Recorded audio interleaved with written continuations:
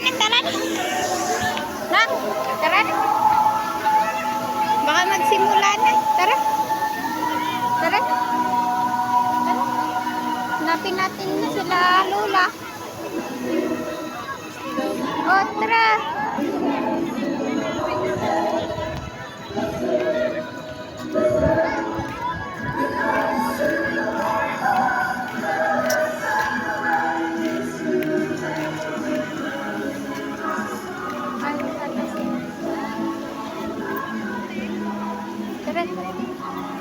Para ipaglaban doon sa kalaban na ang gusto, kapatid na Josel, ikaw ay daigin dahil may laban eh.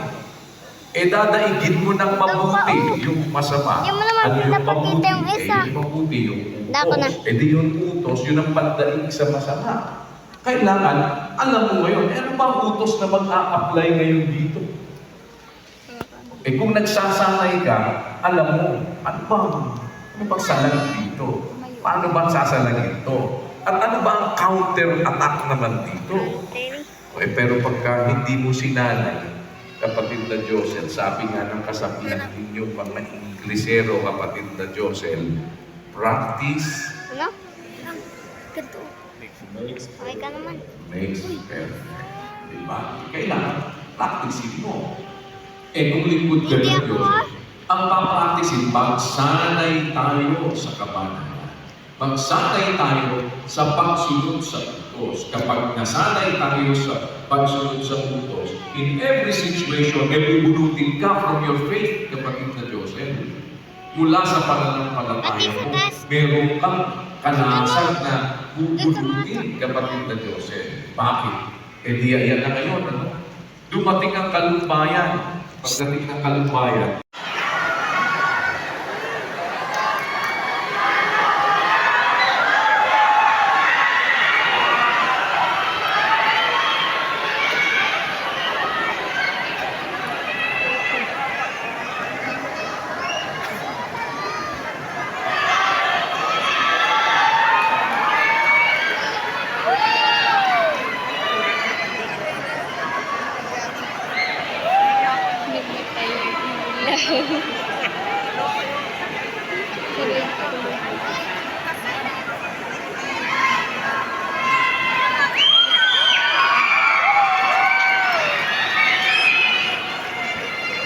Namatay din yan kila mama.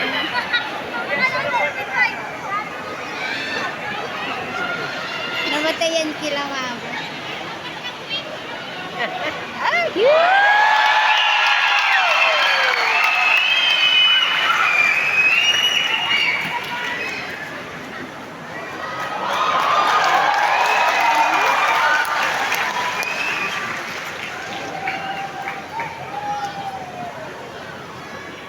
Tulog yung akin na.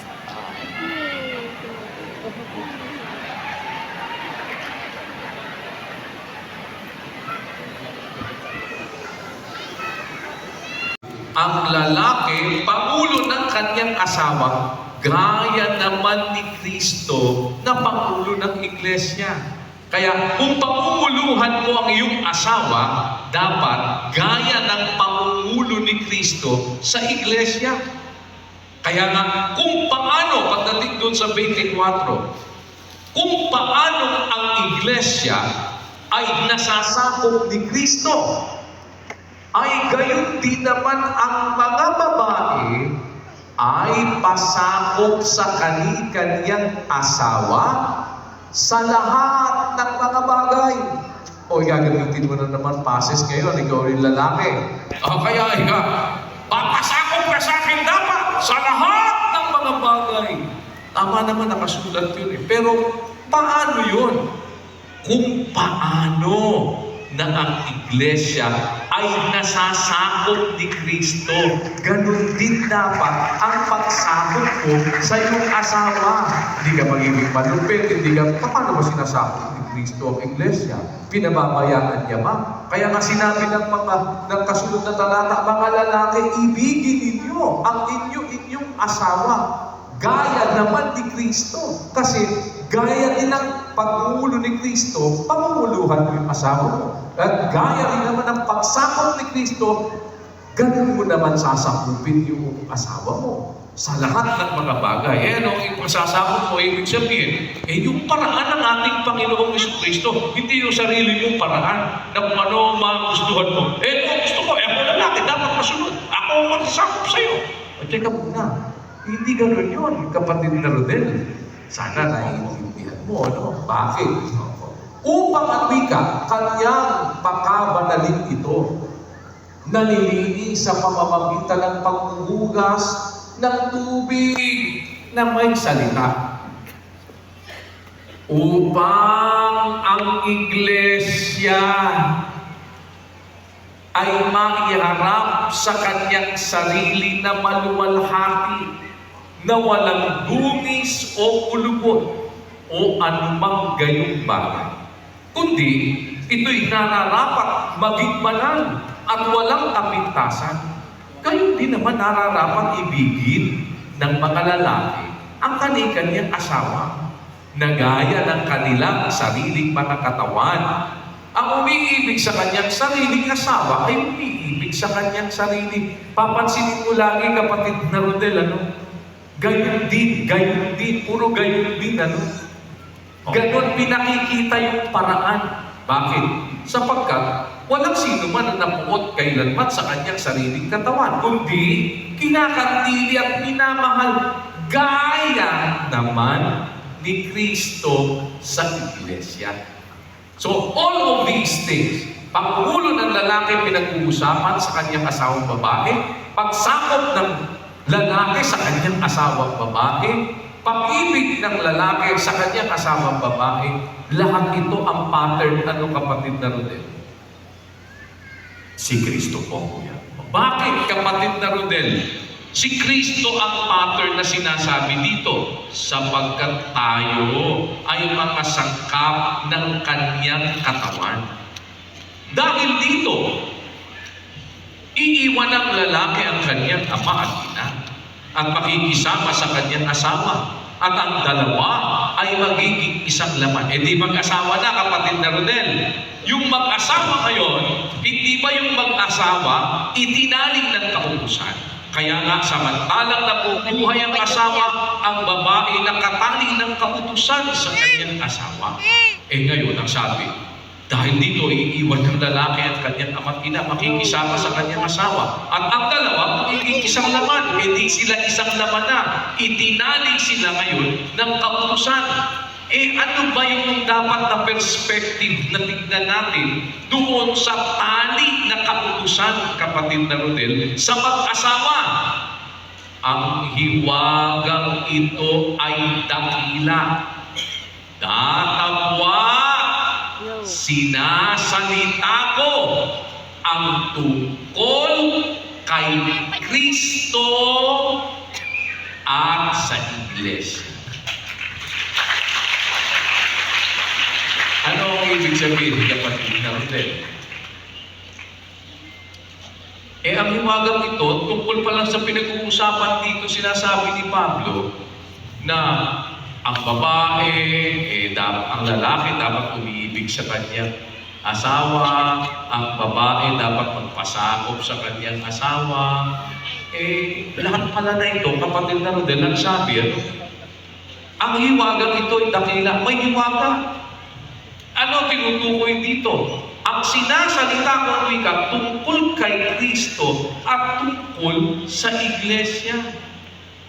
Nevertheless, gayon man, ay umibig naman ang bawat isa sa inyo sa kanyang sariling asawa, gaya ng sa kanyang sarili, at ang babae ay gumalang ang wika sa kanyang asawa. Hindi naman ay ibig sabihin nun, dahil ang tinutukoy dito, ang hiwagang ito dakila, ang tinutukoy tungkol kay Kristo at tungkol sa Iglesia, hindi mo na nga ibigin naman, sasabihin mo na, kapatid na Rodel, tungkol yan sa Iglesia at saka kay Kristo. Hindi yan tungkol sa atin. Kaya hindi kita, walang obligasyon gano'n. Hindi, gayon man. Umibig naman ang bawat isa sa inyo, sa kanyang sariling asawa, gaya ng sa kanyang sarili. At ang babae, gumalang sa kanyang asawa. Ngayon, looking at it on the perspective nung sinasabi naman ni Pablo sa 7:2 na tungkol naman sa mag-asawa na ang babae nakatali ng kautusan sa kanyang asawa, ang prinsipyo ng mag-asawa, kapatid na Rodel, nakatali. Opo. Kung ngayon, ang tinutukoy naman ngayon dito sa sinasabi ni Pablo sa Efeso, yung tungkol sa iglesia at tungkol kay Kristo, na hiwagang nakapaloob doon sa pag-aasawa. Ano ibig sabihin? Rodel, dapat maisip natin, tayo bilang bahagi ng iglesia, nakatali ng kautusan kay Kristo na Pangulo ng iglesia. Naintindihan mo, kapatid na Rodel? Awa po ng Diyos, kuya. Kaya ang bind natin, kapatid na Rodel, kay Kristo, para manatili tayo may Kristo, para tayo kung may Kristo, may karunungan ng Diyos, may kapangyarihan ng Diyos, mayroon tayong panglaban, kapatid na Rodel, doon sa lahat ng mga suligi ng masama, sa pamamagitan ng ating pananampalataya na nanatili sa ating Panginoong Jesucristo. Ano ibig sabihin? Yan, mananatili yan, kapatid na Rodel, kung ang tali ay hindi natin papalitin. Kung paano na yung babae ay tinali ng kautusan sa kanyang asawa, dapat maisip natin ang hiwagang tinutukoy pagdating sa Efeso tungkol kay Kristo at sa iglesia.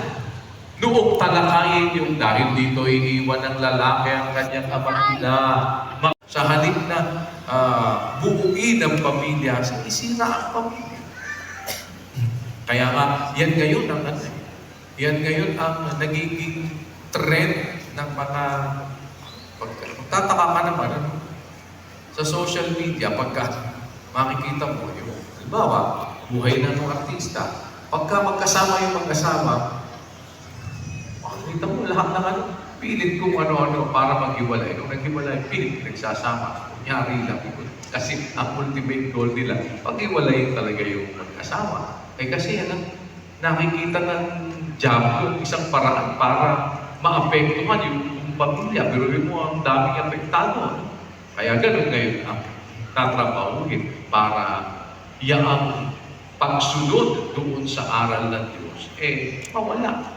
Sinasabi ng banal na kasulatan, huwag natin payagan, mga kapatid, na tayo mahiwalay tayo sa ating Panginoon. Huwag tayong pumayag na yung tali ng kasakdalan maputol. At para yun ay hindi maputol, huwag natin kalilimutan. Ano ba yung tali ng kasakdalan? Magbihis kayo ng pag-ibig na siyang tali ng kasakdalan.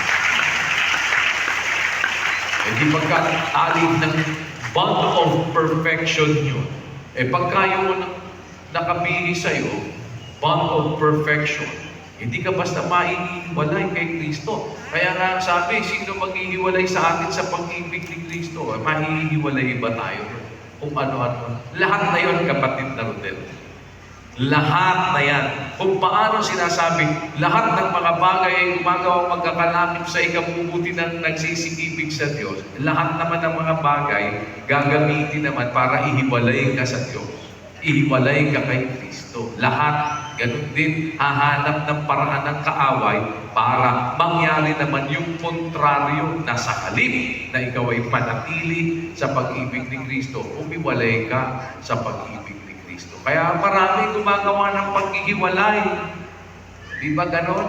Alam nyo, pagka humihiwalay talaga, ang humihiwalay, sabi ng Biblia, umahanap ng kanyang sariling nasa. Nakikipagtalo laban sa lahat na magaling na karunungan. Sabi ng 18.1 ng Kawikaan. Ano ngayon ang ibig sabihin? Kung nakikipagtalo laban sa lahat na magaling na karunungan, huwag mong kalimutan, si Kristo, kapangyarihan ng Diyos, karunungan ng Diyos, kapatid na rin. Di ano isang gigibain niya? Ano ang gustong gibain niya na isa? kontrahin yung karunungan ng Diyos. Sa pamamagitan ng ano? Nung karunungang hindi bumababa mula sa itaas, kung hindi nauukol sa lupa, sa laman, sa diablo. Anong layunin? Para maihiwalay ka sa pag-ibig ni Kristo. Para maihiwalay ka sa pag-ibig sa Diyos. Para ang lahat ng mga bagay gumawa naman sa ikasasama mo. Para mapunta ka sa kalikuan at umalis ka sa iyong katwiran. At pag umalis ka na sa katwiran mo, huwag mong kalilimutan, Brad Rodel, dito'y nahahayag. Alin? Nahahayag ang mga anak ng Diyos at ang mga anak ng Diablo. Ang sino bang hindi gumagawa ng katwiran ay hindi sa Diyos, ni ang hindi umiibig sa kanyang kapatid. Kaya every time makikita na natin yung mga bagay na ganyan, palihis na kapatid na Rodel, alam na natin kung ano ang ating gagawin. Lalo nating paigtingin ang tali na nag-uugnay sa ating Panginoon. At yan po ang ating sama-samang pinagtutulong-tulong. Ang pasunod, ang kautusan ng ating Panginoon sa Kristo. Manatili tayo na nakaugnay sa Kanya. Maraming pasana po, ibig natin. Sabihin, kapatid na Rodel, pero hanggang dito lang po muna, mga kapatid, ang ating pag-aaral. Sana magmahal. Ay.